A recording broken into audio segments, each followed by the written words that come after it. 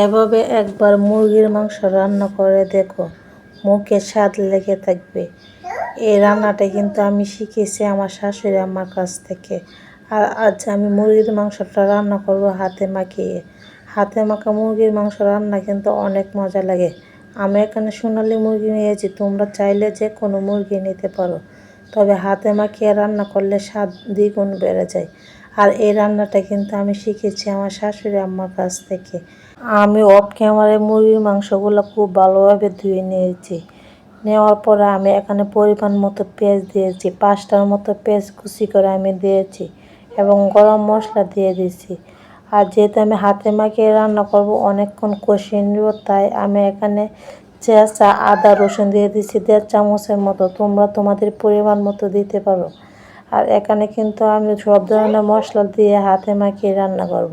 আর যেহেতু আমি একটু জাল জাল করে রান্না করব, তাই এখানে আমি 2 চামচের মতো মরিচের গুঁড়ো দিয়েছি। তোমরা যতটুকু জাল খেতে পছন্দ করো ঠিক ততটুকু মরিচের গুঁড়া দেবা। আমরা যেহেতু একটু জাল খেতে বেশি পছন্দ করি, তাই একটু মরিচের গুঁড়াটা বেশি দিয়েছি। আর এখানে আমি 1 চামচ ধনিয়া দিয়েছি এবং 1 চামচ হলুদ দিয়েছি এবং 1 চামচ জিরেও দিয়ে দিয়েছি।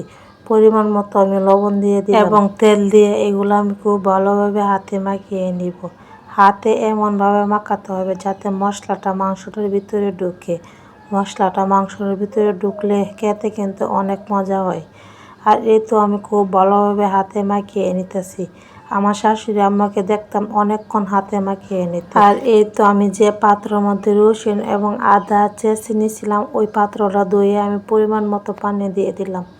এখন আমি এটাকে জালে বসিয়ে দিব। আমি খুব ভালোভাবে জাল করে নিছি 5 মিনিট। 5 মিনিট পর ফিরে আসছি।